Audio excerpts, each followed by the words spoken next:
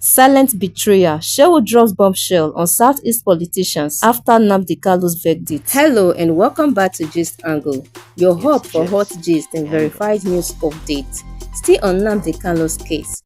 After the court reportedly sentenced Nnamdi Kanu to life imprisonment, a political earthquake followed online. Public commentator Mahdi Shehu dropped a bombshell message accusing Southeast politicians of allegedly playing a quiet but decisive role in Kanu's fate. His remarks have stirred tension and sparked fresh conversations across social media. In this update, we unpack exactly what Shehu said, who he aimed at, and why his message is shaking political tables. Without wasting any time, let's go straight into the full details. You all recall that on 20th November 2025, Justice James Olawole Omotosho of the Federal High Court, Abuja, reportedly convicted and sentenced Nnamdi Kanu to life in prison on multiple terrorism-related charges. The judgment, which has continued to spark reactions nationwide, has now opened another round of political conversations, especially regarding the role of Southeast leaders in Kanu's long legal battle. According to Mahdi Shehu, the outcome of the case should not come as a surprise to some politicians from the region because many of them allegedly played quiet behind-the-scene roles that contributed to where Kanu has found himself today.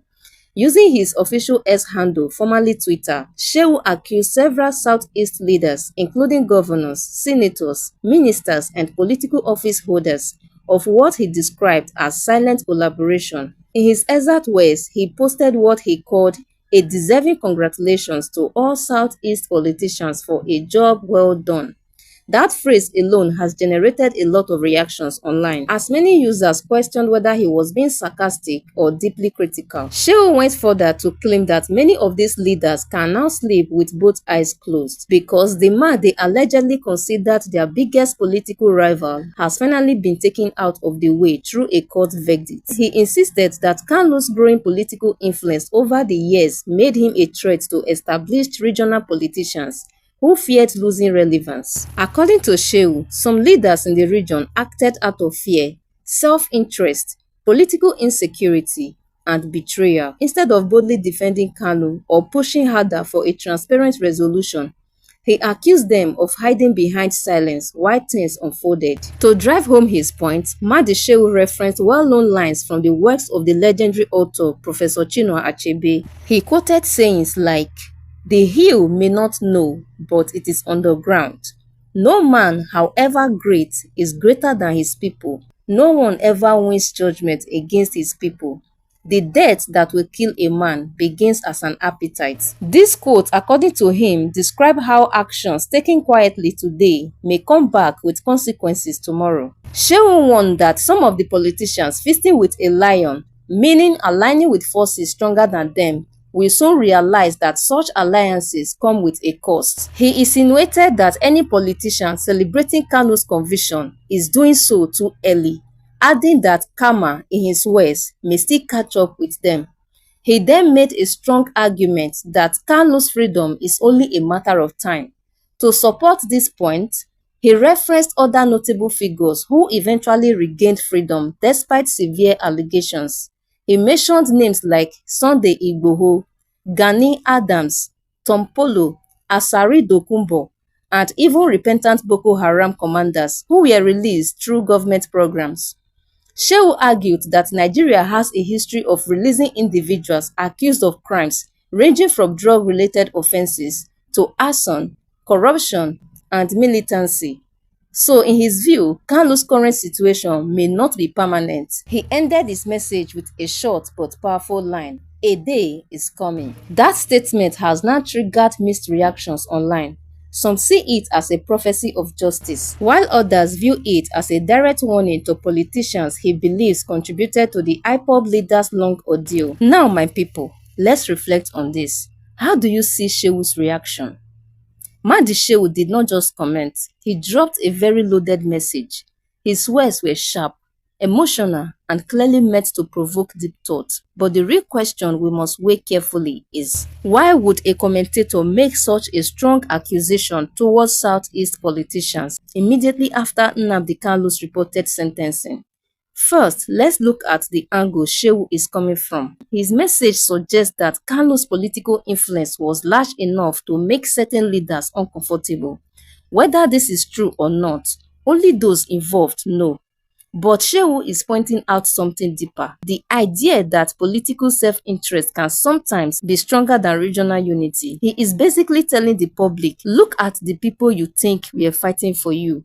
Did they really act in your interest behind closed doors? That's one side of the coin. Now let's look at the other side. While Shehu is expressing his view, some people may argue that his claims are too broad, too emotional, or not backed by concrete evidence. Not every Southeast politician has spoken publicly about Kanu, and not all silence means betrayal. In politics, some leaders avoid sensitive statements to prevent tension or misunderstanding. So while Shehu's accusations are strong, they remain his personal interpretations of political behavior. Another question we must weigh is this: is it fair to blame an entire political bloc for a court judgment delivered by a federal court judge? Like many observers would say, the judiciary is meant to operate independently. Whether or not politicians had any role in the outcome is something the public cannot confirm. So again, Shehu's words serve more as commentary than verified facts. However, one thing is clear: his message has touched a nerve, especially with the way he quoted Achebe. Those Achebe's references were not random, they were symbolic. They were designed to make people reflect on power, loyalty, and consequences. Quoting Achebe usually signals something deeper: a warning, a reminder, a moral lesson. Shehu is essentially saying, whatever anyone did in the dark, consequences will come. But now, let's flip the coin one more time. If we consider the political atmosphere of the Southeast, the region has faced hardship, insecurity, political fragmentation, and mistrust for years. Many ordinary people feel disconnected from their leaders. So Shehu's message may resonate because it aligns with existing frustrations. Yet, on the other hand, critics may feel he is oversimplifying a very complex issue, reducing it to betrayal without offering evidence. So how do we weigh all this?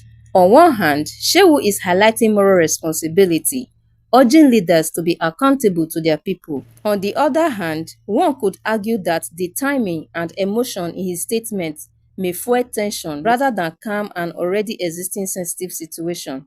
And here is the final reflection: Shehu believes Kanu will not remain in prison forever. He points to examples of others who regained freedom despite serious allegations. This part of his message suggests hope, or at least a reminder that political realities can change unexpectedly. But is he predicting or simply encouraging Kanu's supporters to stay hopeful? That part is open to interpretation. So my people, this leaves us with a story that is still unfolding, a controversial verdict, a provocative reaction, and a region trying to make sense of its political identity. Whatever anyone thinks of Nnamdi Kanu, the fact remains that Shehu's comments have restarted a very uncomfortable conversation, one about loyalty, leadership, fear, silence, and political power in the Southeast. And at the end of the day, the biggest question remains: was Shehu revealing uncomfortable truths or simply expressing frustration? Only time and the reactions of those he addressed will tell. So my people, what do you think about Shehu's reaction? Drop your thoughts in the comments, like, share, and subscribe if you've not done so. Also turn on your notifications so you don't miss our next update. It's just Angle.